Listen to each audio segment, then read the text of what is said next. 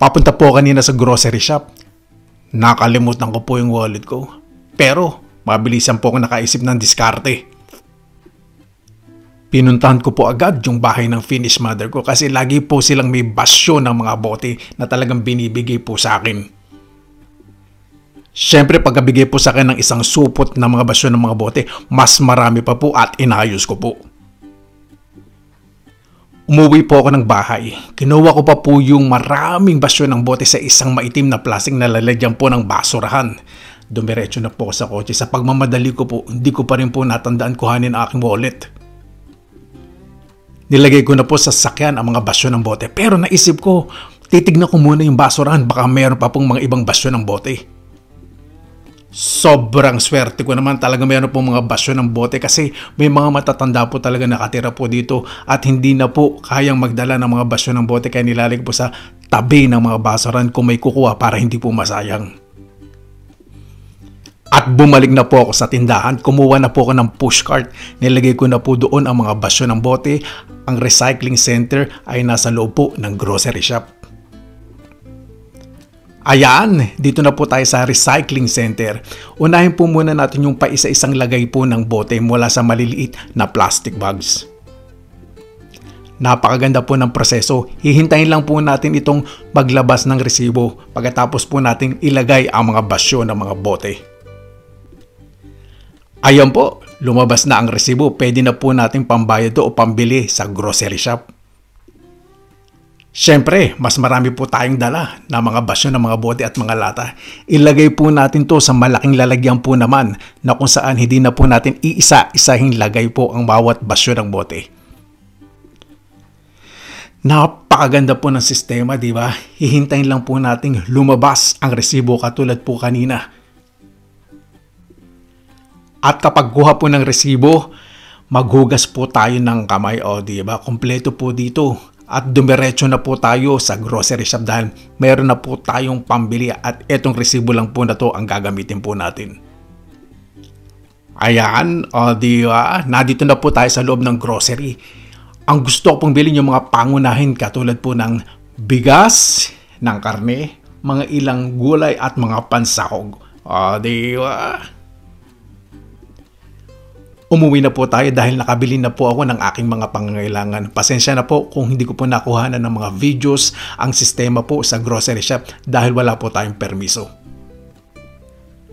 At isa sa pinakamasaya, kapag may sukli kayo sa binayad ninyong resibo na mga coins, pwede nyo itong ihulog sa inyong alkansya o diba, dagdag savings. Kung diskarte lang talaga, kailangan po talaga doble diskarte po dito sa abroad. Ayan, dala ko na po ang mga basyo ng bote, di ba? Siyempre, kailangan yung outfit of the day. Kailangan todo. Hindi tayo magpapakabang, hindi naman tayo mukhang kawawa, di ba? Pagpunta po sa tindahan. At siya nga pala, dito po sa kapitbahay, harbat po muna tayo ng konting berries. Pampagana, pampalakas ng loob sa mga gagawin po natin pangharbat ng mga discounted na bili. Ayan, sa tuwing bumabiyahe po talaga ako, hindi po talaga maalis sa aking isip na tumingin po lagi sa bakuran o sa paligid po habang bumabiyahe po dahil napakalinis yung respeto at tiwala po nila sa kapwa po nila. Hindi po talaga matatawaran. Pupuntahan po natin ang paborito ko pong tindahan na kung saan talaga nag-o-offer po lagi ng mga maraming discounts. Tingnan niyo po naman ang mga view, di ba? Napakalinis. Ni isang basura, wala po kayong makita. Yan, dito na po tayo. Umpisa na po tayong mangharbat ng mga discounted po. Di ba? Sa mga parking spaces po ng mga grocery shops at supermarkets, meron po talaga ditong mga pushcarts sa labas para hindi po mahirapan yung mga mamimili. Lalo na po yung mga senior citizens o mga PWD, kailangan po talaga accessible at ergonomic po sa lahat. Ang mga bote po na aking hinuhulog, naipon ko po ito sa aking mga pinamili. Siyempre, kailangan po diskarte.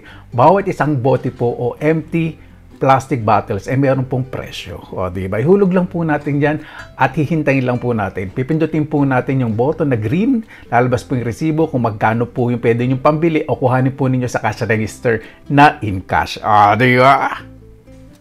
At pagkakuha po natin ng resibo mula sa empty bottles, tapon po natin ang tamaang basura sa tamang basurahan at meron po ditong hugasan po ng kamay para pagpupunta po tayo sa grocery shop ay hindi po mababahiran ng ibang bakterya ang mga pagkain. O, di ba? Napaka-hygienic.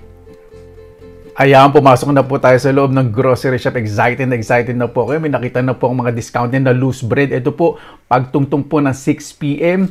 ay minus 60% na po. Paborito ko po itong sweet rolls po na to. Diwa, ganyan po lahat dito sa Finland. Lahat po ng discounted kapag minus 5, 10 o 30%, lahat po considered as minus 60% pag tumungtong na po ang alas 8 ng gabi.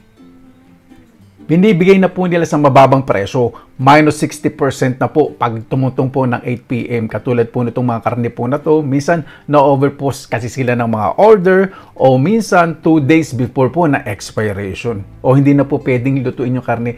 Iniisip din po nila yung safety po ng mga tao kapag bibili po ng mga discounted po ng mga karne. O di ba? Talagang may pagmamalasakit.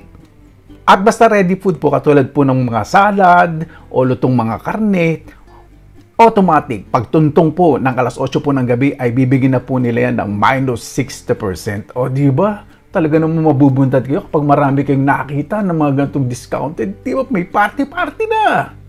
Siyempre, pinapangiti ko lang po kayo na may party-party na hindi naman po sa ganun. Ibig sabihin, kung magiging practical lang po tayo talaga, ibig sabihin lahat ng mga gusto po natin, yung mga pangangailangan po natin, yun po ang unahin po natin, di ba? Lalo na po kung discounted po yung mga presyo, di ba? Yun po yung bilhin po natin at safe.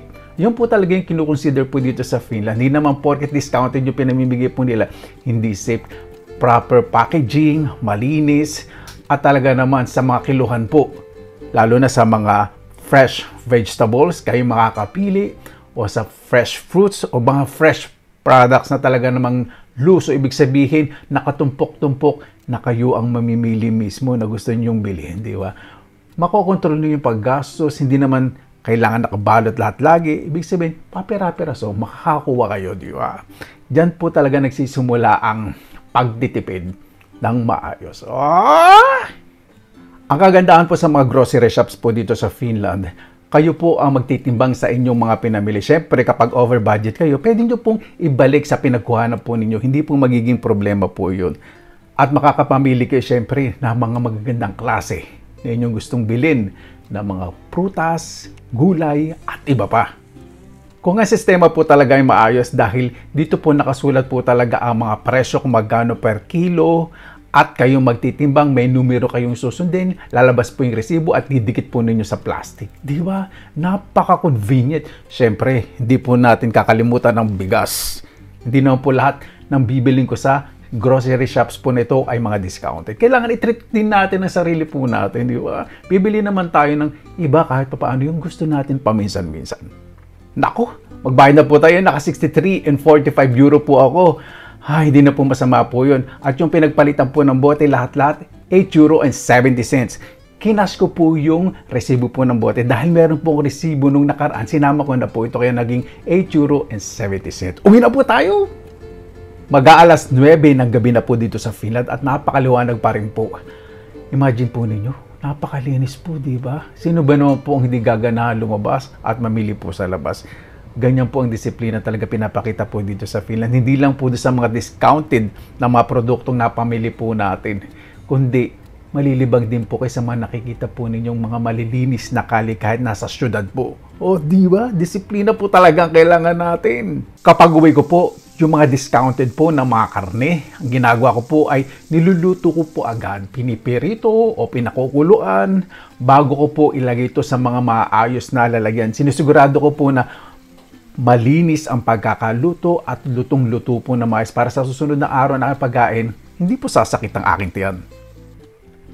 Ang mga naluto ko pong mga discounted ay nilalagay ko po sa mga maayos na lalagyan, malinis, para sa mga susunod na araw mas makakatipid po ako dahil ang binili ko po ngayon ay hindi lang po pang isang araw, kundi pang isang linggo. Diba? Pag karne, kung gulay, para hindi po magkaroon ng cross-contamination. O, diba?